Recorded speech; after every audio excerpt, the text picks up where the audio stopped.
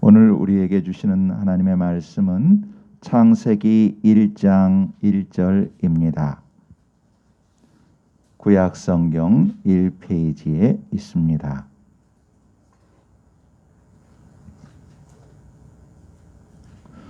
우리 한 목소리로 함께 읽겠습니다. 시작. 태초에 하나님이 천지를 창조하시니라. 아멘.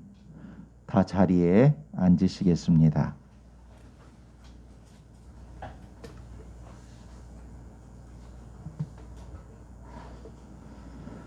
할렐루야, 반갑습니다.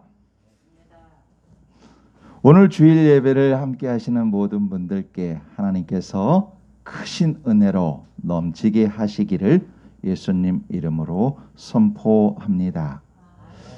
오늘은 2월 마지막 주일입니다. 매월 네 번째 주일, 그 주일은 주제별로 성경 공부하며 은혜를 나누는 시간입니다. 다섯 번째 주일이 있을 때도 마찬가지지요. 1월의 넷째 주와 다섯 번째 주일은 다윗이라는 인물 연구를 통해서 은혜를 나누었습니다. 오늘부터 2월, 3월, 4월 세 번에 걸쳐서 이 설교 시간을 통해 우리가 예배 시간마다 하는 사도신경, 그 사도신경은 과연 어떤 것인가, 그 사도신경에 대해서 공부하며 은혜를 나누도록 하겠습니다. 여러분, 우리는 예배 시간마다 사도신경을 통해 우리의 신앙을 고백합니다. 이 사도신경은 그리스도인이 반드시 믿어야 할 신앙의 조항들, 기독교의 신앙의 핵심을 요약하는 것입니다. 잘 아시는 것처럼 초대교회 성도들은 지금 우리처럼 개인적으로 성경을 갖고 있지 못했습니다. 성경을 읽지도 못했습니다. 왜냐하면 지금처럼 인쇄술이 발달된 것이 아니었기 때문에 한 글자 한 글자 썼잖아요. 그걸 필사라고 하지요. 그렇게 써서 있었던 성경이기 때문에 많은 사람들이 성경을 가지지 못했고, 동시에 그때 쓰였던 성경은 라틴어로 되어 있었기 때문에 일반 사람들은 보아도 무슨 소리인지를 알 수가 없었습니다. 그렇기에 성경에 대한 다른 여러 가지 주석이라든지 관련 서적을 읽을 수도 없었습니다. 그러니 예수 그리스도를 믿고는 싶은데 예수 그리스도를 믿는다는 게 도대체 무엇인가 알 리 없었지요. 그래서 사람들에게, 예수님을 믿고자 하는 그 사람들에게 이 기독교라는 것은 이것이다 라고 가르쳐줄 아주 간략한 설명서가 필요했습니다. 아주 이 기독교인으로서 믿어야 될 그 교리를 아주 정확하고 짤막하게 요약한 내용이 필요했다는 것이지요. 여러분, 짧다라는 것은 그만큼 핵심 중에 핵심만 모았다는 것입니다. 여러분, 원자 아시지요? 원자, 가장 작은 것을 원자라고 하지요. 근데 여러분, 가장 작다고 해서 그게 무시되는가? 아니지요. 이 원자가 없으면 나머지 모든 것들이 성립될 수가 없습니다. 그러니까 원자라는 그 아주 작은 최소 단위 그 원자, 그것이 있어야만 결국 나중에 무엇인가를 이룰 수 있는 것처럼 이 사도신경은 기독교 신앙의 핵심 중의 핵심만 모아놓은 핵심입니다. 이 사도신경은 그래서 성경 본문은 아닙니다. 쉽게 말하면 성경은 아닙니다. 그런데 성경에 대해서, 구약과 신약에 대한 그 성경에 대한 가장 중심이 되는 내용을 요약해 놓은 것이 바로 사도신경입니다. 여러분, 사도신경의 지금의 형태는 이런 것이지요. 우리가 선언형 형태지요. 선언형 형태지요. 전능하사 천지를 창조하신 하나님 아버지를 내가 믿습니다. 이렇게 선언하고 말지요. 이렇게 정리된 것은 주후 6세기에서 7세기경입니다. 그러면 그 전에는 어떻게 했나? 그 전에는 선언형이 아니었습니다. 질문형이었습니다. 문답식이었다는 거지요. 다시 말하면 예수님을 믿고 세례받고 싶은데 세례받을 사람한테 세례를 주어야 될 기준이 필요했는데 그 세례의 기준이 무엇이었는가? 바로 이 사도신경. 이 사도신경을 과연 믿는가였습니다. 그래서 교육을 다 시킨 다음에 세례받을 때에 당신은 전능하사 천지를 창조하신 하나님을 믿습니까? 묻습니다. 그러면 예, 믿습니다. 그리고 나서 그 다음 항목들도 쭉 한 절씩 한 절씩 다 묻습니다. 이것을 믿습니까? 예, 믿습니다. 이것을 믿습니까? 예, 믿습니다. 그 모든 것들을 다 믿습니다라고 고백했을 때 비로소 그 믿음 위에 세례를 주는 거란 말이지요. 정리하자면 지금은 선언형으로 되어 있지만 그 전에는 문답식으로 질문하고 답하고 하는 식으로 시작이 되었습니다. 사도신경은 모두 12조항으로 되어 있습니다. 그 12조항은 크게 세 부분으로 나눠져 있지요. 성부, 성자, 성령, 삼위일체 구조로 되어 있습니다. 그렇다고 그게 다 떨어져 있는가? 그렇지 않습니다. 그것은 서로 이와 같이 서로 맞물려 있습니다. 유기적으로 연결되어 있지요. 첫째는 성부 하나님과 우리의 창조. 그러니까 성부 하나님께서 우리를 창조에 대한 것을 나타내고, 그 다음에 둘째 성자 하나님께서 행하신 우리의 구속. 그 다음에 세 번째 성령 하나님께서 우리를 성화시켜가는 그 관계. 그것을 요약해 놓은 것이 바로 사도신경입니다. 자, 기억하시기 좋게 이런 것들은 기억해 버리시는 게 좋습니다. 사도신경은 뭔가 구약과 신약, 기독교에 대한 모든 것들을 핵심 중에 핵심만 모아놓은 것이 사도신경이다. 사도신경은 크게 세 부분으로 되어 있는데 성부 하나님에 대한 것, 성자 하나님에 대한 것, 성령 하나님에 대한 것으로 되어 있다. 그런데 거기에 대한 구체적인 것들은 12항목이 있다. 이렇게 생각하시면 잊어버리지 않을 겁니다. 여러분이 가지고 계신 성경 맨 앞페이지나 뒷페이지에 사도신경이 있지요. 그걸 한번 지금 펴보시겠습니까? 신버전이 아닌 옛버전입니다. 자, 12조항으로 되어 있다고 했는데 첫 번째 조항은 이것입니다. 전능하사 천지를 만드신 하나님 아버지를 내가 믿사오며, 이것입니다. 이 부분은 천지 만물과 우리를 만드신 성부 하나님에 대한 고백입니다. 그리고 두 번째 제2조항이죠. 그 외아들 우리 주 예수 그리스도를 믿사오니, 그리고 3조항 이는 성령으로 잉태하사 동정녀 마리아에게 나시고, 그리고 4조항 본디오 빌라도에게 고난을 받으사 십자가에 못 박혀 죽으시고 장사된 지 사흘 만에, 이렇게 돼 있지만 원문에는 다음 시간에 보겠지만 십자가에 못 박혀 죽으시고 장사되셨고 음부에 내려가셨다가 지옥에 내려가셨다가 하는 부분이 있습니다. 다음 시간에 그럼 구체적으로 살펴보겠습니다. 그리고 제5항목 사흘 만에 죽은 자 가운데서 다시 살아나시며, 제6 하늘에 오르사 전능하신 하나님 우편에 앉아 계시다가, 제7 저리로서 산 자와 죽은 자를 심판하러 오시리라. 여기까지가 예수님 성자 하나님에 대한 고백입니다. 그리스도의 성육신, 고난받으심, 죽으심, 장사되시고 부활되심, 승천하셔서 하나님의 우편에 앉으시고 하늘로부터 심판하러 오실 것, 것까지를 기록하고 있지요.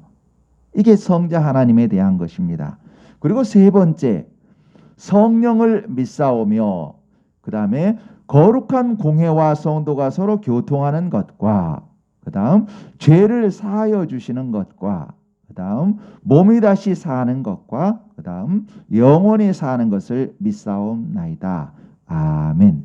이렇게 여기까지가 성령 하나님에 대한 고백입니다. 성령 하나님, 성령을 믿사오며 거기서부터 쭉 보면 거룩한 보편적 교회, 그 다음에 성도의 교제, 죄 사함, 육신의 부활, 영원한 생명, 이렇게 되어 있지요.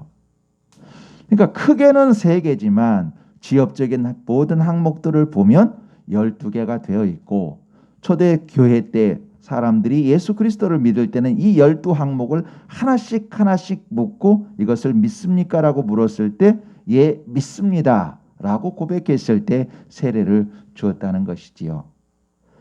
오늘은 제1조항 성부 하나님, 이 성부 하나님에 대한 내용을 살피며 우리의 신앙을 더욱 다지겠습니다. 여러분, 우리 그리스도인들은 신자입니다. 다시 말하면 믿는 사람이지요. 그렇지요? 초대교회 그리스도인들은 우리가 생각하는 것 이상 그 적대적이었던 상황에서 자기가 믿는 것이 무엇인지를 분명하게 선포하면서 세상을 이겨 나갔습니다. 여러분, 이제 제1조항은 전능하사 천지를 만드신 하나님 아버지를 내가 믿사오며 라고 시작합니다. 제1조항은 무엇보다도 가장 중요하겠지요. 그런데 제1조항이 전능하사 천지를 만드신 하나님을 아버지를 내가 믿사오며 입니다. 가장 중요한 것이 이것이라는 것이지요. 다시 말하면 이 1조항 속에 우리가 믿는 첫 번째 대상, 하나님 아버지가 어떤 분이신지를 분명하게 설명하고 있다는 겁니다. 여러분, 우리 개신교는 성부, 성자, 성령 삼위일체 하나님을 믿지 않습니까?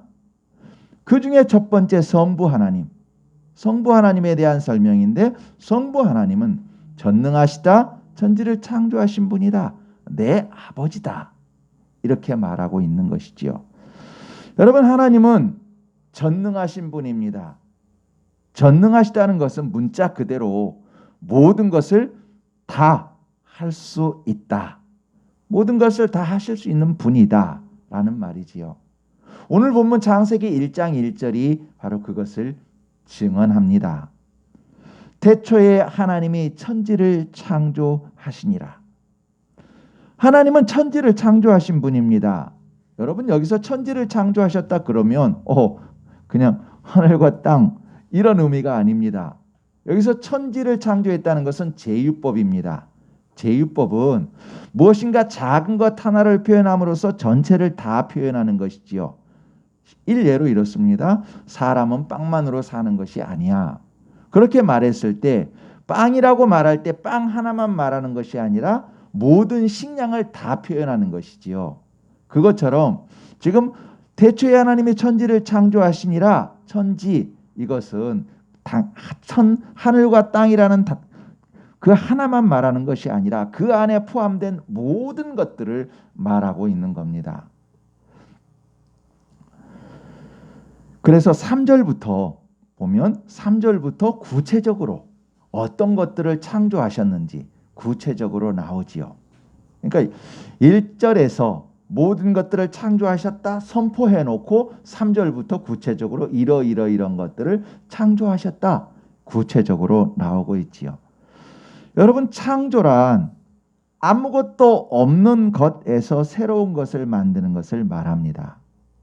그러니 천지를 창조하셨다는 것은 아무것도 없는 상태에서 존재하는 모든 것을 만드셨다는 말입니다. 빛, 공기, 시간, 우주와 지구, 그 안에 식물과 생물들, 그리고 우리 사람들 모두가 다 하나님이 만드셨지요. 여러분, 하나님이 이 모든 것을 만드셨다는 것은 어떤 의미인가 하면 하나님이 존재하는 모든 것의 주인이시라는 말입니다. 모든 것이 하나님의 주권 속에 있음을 의미합니다.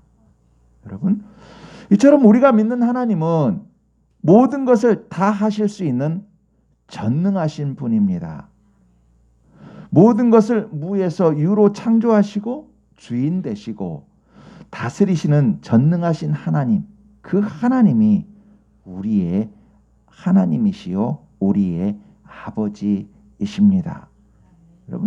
여러분 기도할 때나 신앙생활 할 때 하나님을 축소시켜서 자기 생각 안에 가두지 마십시오.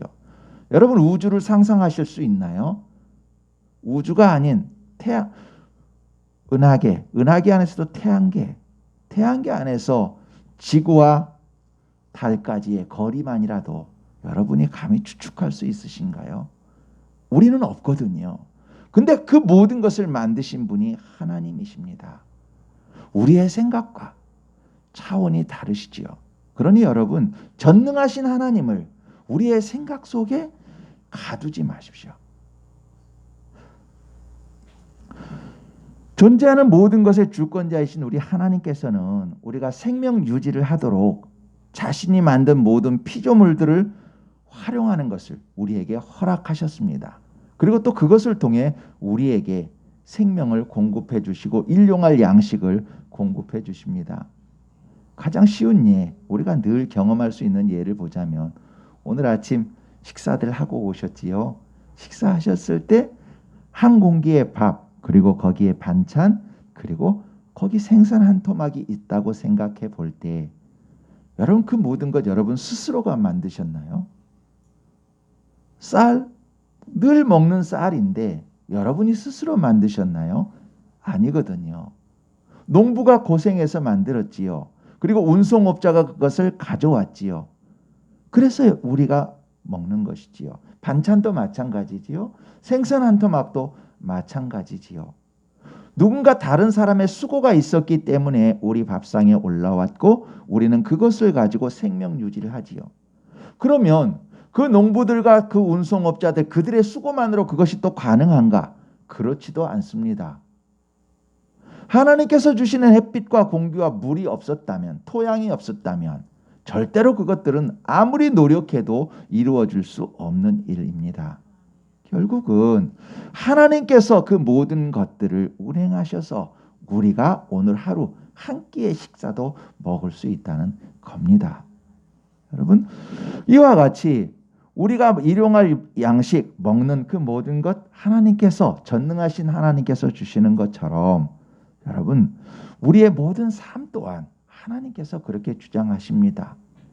혹시 빛과 공기, 흙, 물 이런 것들을 말하면 어쩌면 그냥 그렇지 뭐 늘 너무 거시적이지 않나? 늘 우리 속에 있으니까 당연한 건데 뭘 그걸 하나님의 은혜라고 말하지? 당연히 그냥 있는 거 아닌가? 이렇게 생각하실지도 모릅니다. 다시 말하면 너무나 크기 때문에 그것이 하나님의 은혜인 걸 잊어버릴 때가 있습니다. 그럼 우리 조금 더 작은 것, 우리하고 직접 관계되어 있는 것 한번 살펴볼까요? 우리 사람의 생명의 탄생. 여러분, 우리 사람의 생명의 탄생은 하나님께서는 우리의 생각을 넘으십니다. 이미 다 아시는 것처럼 아브라함 100세였습니다. 그 아내 사라는 90세였습니다. 생물학적으로는 도저히 자녀를 출산할 수 없는 나이입니다. 그런데 하나님의 명령에 따라 전능하신 하나님의 일하심에 따라 그들은 이삭을 출생하지 않습니까? 그 다음에 동정녀 마리아, 육체적으로 남자를 알지 못했던 동정녀 마리아가 예수 그리스도를 잉태한단 말이지요. 도저히 인간으로서는 불가능한 일, 그 일을 하나님께서는 행하셨지요. 전능하신 하나님입니다. 여러분, 사람의 만남도 마찬가지입니다. 우리의 이렇게 어쩌다 한번 만나는 만남, 그저 스쳐 지나가는 만남 같지만 그렇지 않습니다.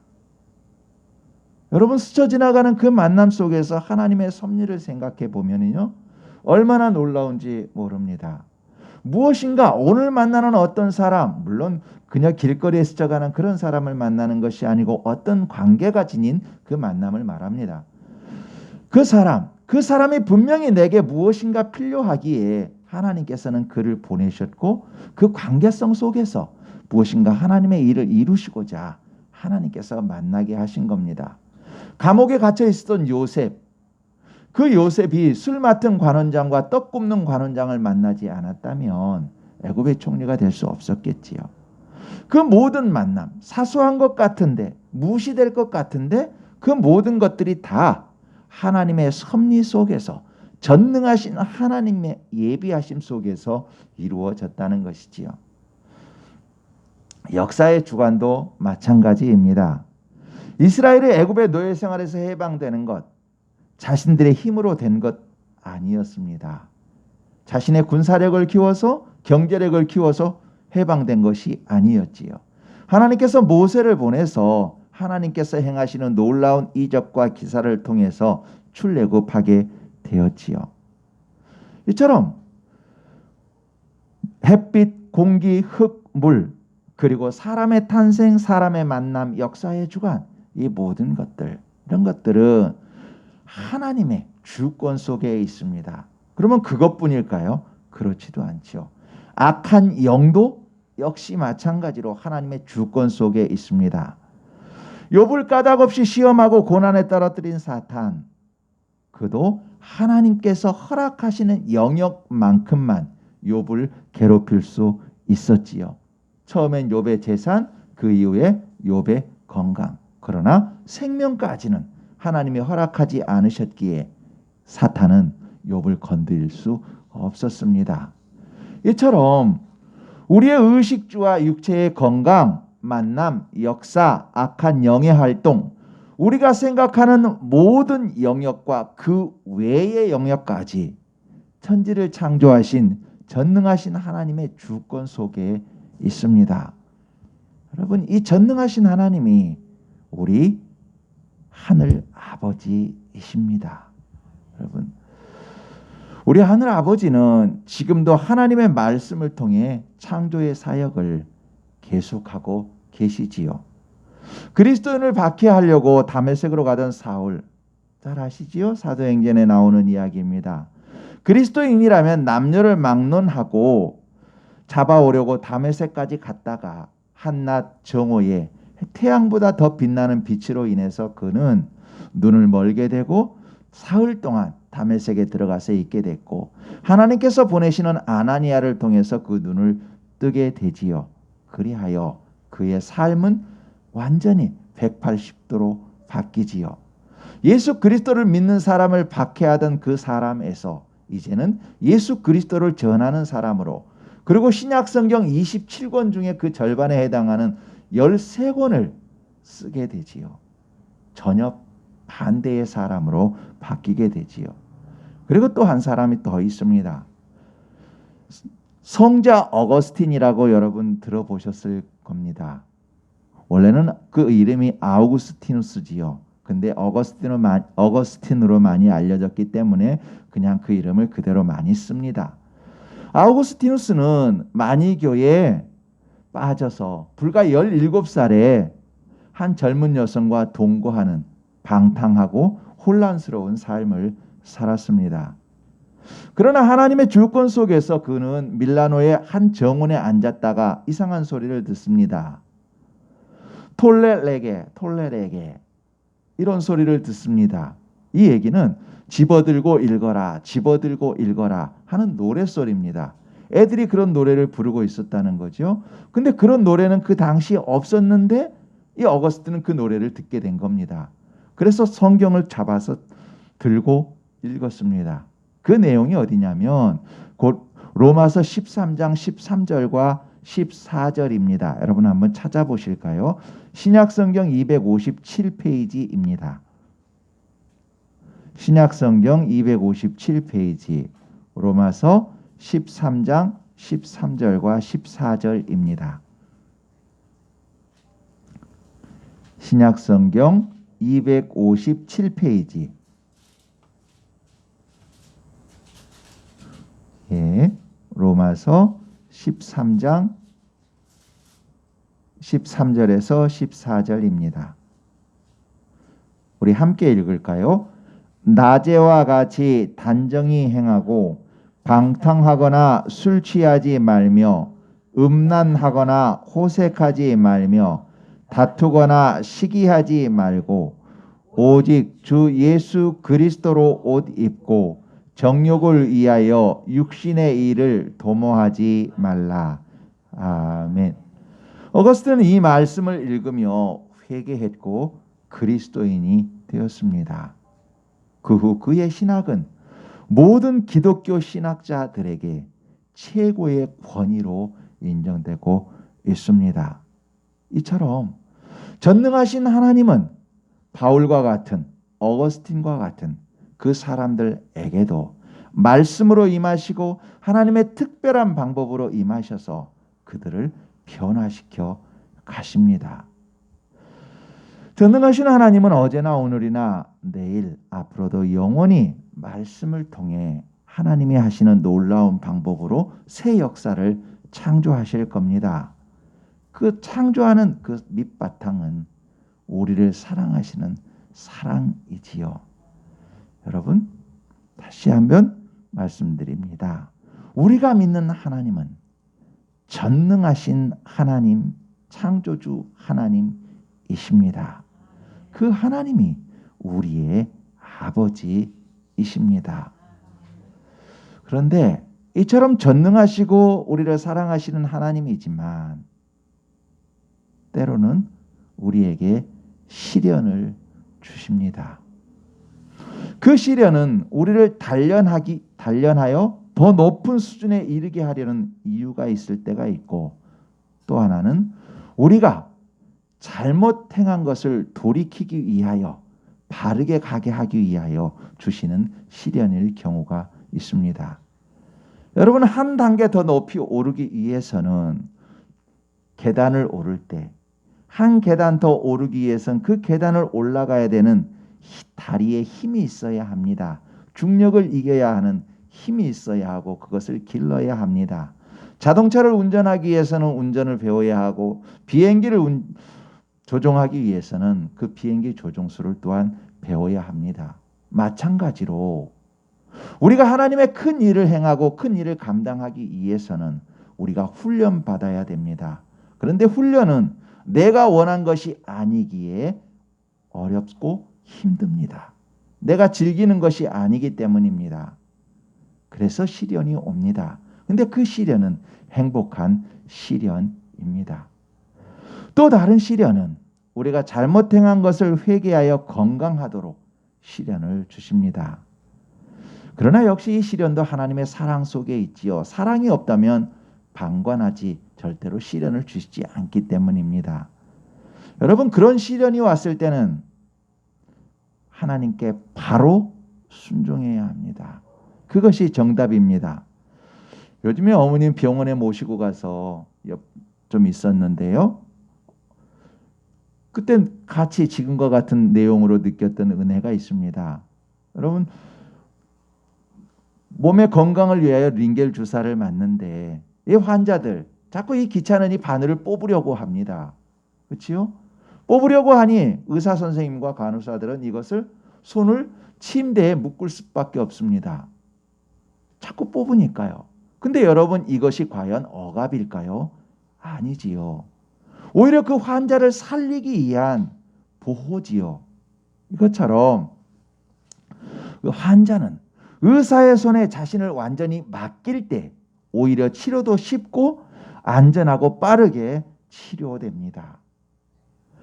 우리는 우리를 만드신, 우리를 선하게 인도하시는 하나님께 자신을 맡겼을 때 온전한 삶, 보람있고 가치 있고 거룩한 삶, 하나님의 형상을 회복하는 성공하는 삶을 살게 됩니다. 여러분, 이 모든 것이 우리를 만드시고 사랑하시는 전능하신 하나님의 주권 안에 있음을 믿는 것이 믿음입니다. 다시 말하면, 좀 더 쉽게 표현하자면, 우리가 무엇인가 잘 나가서 행복할 때도, 때로는 무엇인가 시련이 와서 어려울 때도 이 모든 것이 전능하신 하나님께서 나를 위한 훈련이구나, 나를 위한 사랑이구나라고 믿으며 나아가는 것, 그것이 믿음입니다. 여러분, 사도신경을 처음 사용할 때는 지금처럼 나는 믿습니다와 같은 선언형 형태가 아닌 당신은 무엇을 믿습니까? 질문하고 답하는 문답식이라고 했습니다. 이것은 지금도 유용합니다. 내가 이렇게 믿습니다라고 고백한 것하고 다른 방법으로 그것을 고백할 땐 전혀 다릅니다. 무슨 소리냐면, 여러분, 지금부터 저와 함께 속으로 한번 물어보시기 바랍니다. 우리 스스로에게 한번 물어보시기 바랍니다. 어떤 내용이냐면 나는 전능한 하나님을 믿는가? 어떠신가요? 나는 전능한 하나님을 믿는가? 아니면 내 논리로서 가능한 그 영역만큼만 하나님을 믿고 생각하는가? 어떻게 믿으시나요? 나는 과연 전능한 하나님을 믿는가? 그리고 두 번째는 그 전능한 하나님이 내 아버지인가? 아니면 옆 사람의 아버지인가? 물어보아야 합니다. 어떠신가요? 이건 한순간에 답할 수도 있지만 한순간에 답하지 못할 수도 있습니다. 꾸준하게 물으면서 자기 자신을 하나님 앞에 자꾸 돌이키는 질문이어야 합니다. 근데 분명한 것은 우리 아버지 하나님은 전능하신 분이요 우리의 아버지이시라는 겁니다. 우리 각자가 천지를 창조하신 전능하신 하나님, 그 하나님이 자신의 하나님, 아버지, 우리 아버지라는 것을 알 때는 그 다음엔 우리가 아버지의 뜻에 순종하게 됩니다. 그렇죠? 하나님 아버지께 모든 것을 맡기고 하나님이 기뻐하시는 방향과 방법으로 꾸준히 걸어갑니다. 지금 당장 어렵더라도 전능하신 하나님이 나를 위하여 예비해 놓으셨을 것이니 승리하게 하실 것이니 그것을 믿고 걸어갑니다. 여러분, 아버지를 존중하는 자녀는 아버지의 말을 듣습니다. 부모를 존중하는 자녀는 부모의 말을 존중합니다. 아버지가 포도원에 들어가서 일해라 했을 때 비록 처음에는 아버지 가기 싫어요 불순종하는 모습이었지만 후에 뉘우치고 간 아들이 아버지의 참 아들인 것처럼 우리가 비록 실수하더라도 하나님 아버지의 말씀을 따르려고 애쓰는 그 사람이 하나님의 자녀입니다. 여러분, 우리를 지으신 우리 하나님 아버지, 전능하신 하나님 아버지는 우리의 형편을 다 아십니다. 우리의 필요도 아십니다. 우리가 무엇을 필요로 하는지도 아십니다. 그래서 우리에게 아침 조밥 먹을 때 밥 한 그릇, 반찬, 생선 이런 것들이 다 우리에게 올 수 있도록 인도하신 것 아니겠습니까? 우리의 모든 필요를 하나님은 이미 아십니다. 그리고 우리의 눈물도 하나님이 아십니다. 모든 것을 아시는 하나님은, 전능하신 하나님은 우리를 위해 예비하시는 우리 아버지입니다. 우리가 기도할 때 응답하는 아버지이십니다. 여러분, 자녀가 태어날 때, 여러분 처음에 자녀로 태어날 때 스스로 기저귀 갖고 옆에 호주머니 끼고 태어나신 분 계신가요? 없잖아요.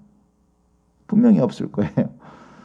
여러분, 자녀가 태어날 때 자녀를 위해 자녀에게 필요한 모든 것은 부모가 다 준비해 놓습니다. 그것이 부모입니다. 자녀가 자라갈 때 부모가 보기에 꼭 필요한 것은 미리미리 준비해 놓습니다. 자녀가 바르게 성장하도록 세상 공동체의 덕이 되도록 행복하도록 인도하도록 돕는 것이 또한 부모입니다. 그렇기에 자녀가 그릇된 길로 갈 때는 때로는 그 길을 막아서라도 자녀를 바르게 세우는 것이 부모입니다. 물론 어떤 부모는 그렇지 못할 때도 있겠지요. 육신의 부모는 시대적, 지역적, 문화적 편협함으로 혹시 잘못 인도할지도 모릅니다. 그러나 전능하신 하나님, 우리와 존재하는 모든 것을 창조하신 하나님, 창조와 종말, 시작과 끝을 아시고 그것을 완성해 가시는 하나님, 독생자까지 우리에게 주신 하나님은 실수가 없으십니다. 여러분, 이 하나님이 우리 아버지이십니다. 모두 아시는 바와 같이 저는 신학을 늦은 나이 41살에 시작을 했습니다. 늦은 나이에 신학을 입학했지만 한 학기만 공부하고 학비가 없어서 휴학을 할 수밖에 없었지요. 휴학을 할 때는 휴학 원서를 낼 때는 쓰리고 아픈 마음과 눈물뿐이었습니다. 이럴 바엔 왜 부르셨어요? 정말 많이 아팠지요. 그리고 나서 그리던 그림을 계속해서 어느 형님, 아는 형님 작업실에서 2년 동안 계속 그림만 그렸습니다. 그런데 하나님은 그 그림들을 통해 4년 모든 학비를 다 해결해 주셨습니다. 오히려 그것 때문에 더 깊게 편하게 공부할 수가 있었습니다. 시간을 조금 더 공부하는 데에 몰입할 수 있었기 때문에 깊게 공부할 수 있었습니다. 휴학할 당시 나는 눈물이었지만 하나님은 2년 후를 미리 예비하고 계셨습니다. 여러분, 하나님은 하나님을 향해 걸어가는 사람에게 언제나 예비의 손길을 준비해 놓고 계십니다. 여러분, 우리 모두 모든 일에 조급해하지 마십시다. 전능하신 하나님 아버지가 하시는 그 흐름에 우리 자신을 맡기십시다. 여러분, 아버지가 행하시는 때를 따라 그저 한 걸음씩만 가십시다. 어떤 경우에 우리는 이렇게 걷는 경우가 있습니다. 왼발 오른발 이렇게 걷다가 너무 급한 나머지 이렇게 걸려고 합니다. 다시 말하면 근데 이게 가능합니까? 불가능하지 않습니까? 왼발을 땅에 디뎠으면 오른발을 땅에 디뎌야 그 다음 왼발을 디딜 수 있지요. 근데 왼발을 딛고 오른발을 디딘 상태에서 또다시 오른발을 계속해서 디디려 그러면 그 사람은 계속 걸을 수 없고 그 자리 넘어질 수밖에 없습니다. 여러분, 이것은 하나님께서 만들어 놓으신 질서입니다. 반드시 우리 육신은 아무리 급해도 오늘 하루를 살 뿐이지 내일을 오늘과 동시에 살 수는 없습니다. 욕심을 부리다 스스로 어려움을 당하고 넘어지기만 할 뿐이지요. 여러분, 모든 염려 다 내려놓고 하나님이 기뻐하시는 방향과 방법으로 한 걸음씩 그저 꾸준하게 걸어갑시다. 그것이 하나님의 질서입니다. 여러분, 하나님께서 사람을 창조하시고 가장 기뻐하셨습니다. 가장 기뻐하셨으면 제일 먼저 만드셨을 것 같습니다. 그런데 그렇지 않습니다. 하나님께서 사람을 언제 만드셨나? 맨 마지막에 만드셨지요.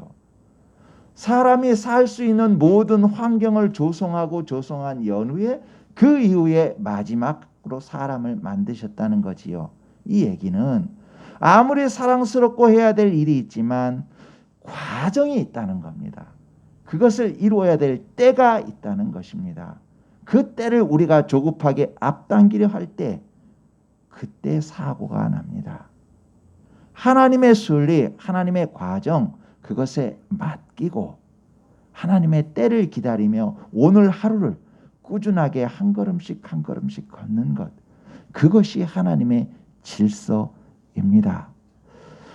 하나님을 사랑하시고 하나님을 사랑하시는 아름다운 여러분, 따뜻한 아침 햇살처럼 포근히 빛나는 우리 성도 여러분, 우리가 믿는 하나님은 천지를 창조하신 전능하신 분입니다. 그 하나님이 바로 우리 아버지이십니다. 자녀의 필요를 미리 아시고 때를 따라 아버지가 보시기에 합당한 내용과 방법으로 우리에게 주시기를 기뻐하시는 우리 아버지이십니다. 이 하나님 아버지를 믿고 모든 염려를 맡기고 하나님이 기뻐하시는 한 걸음을 꾸준히 걸어 가십시다. 믿고 꾸준히 걸어가면 그 걸어간 그 발자국, 그 자리에 전능하신 하나님 아버지가 준비하신 하나님의 사랑을 더 크게 보고 경험하게 될 겁니다. 기도하겠습니다. 천지를 창조하신 전능하신 하나님 아버지, 저희가 하나님 아버지를 믿습니다.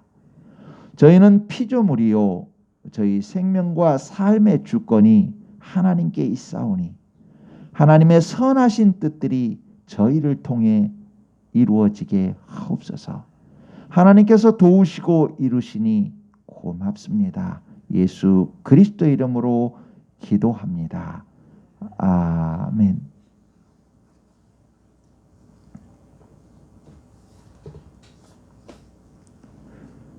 가능하신 분들은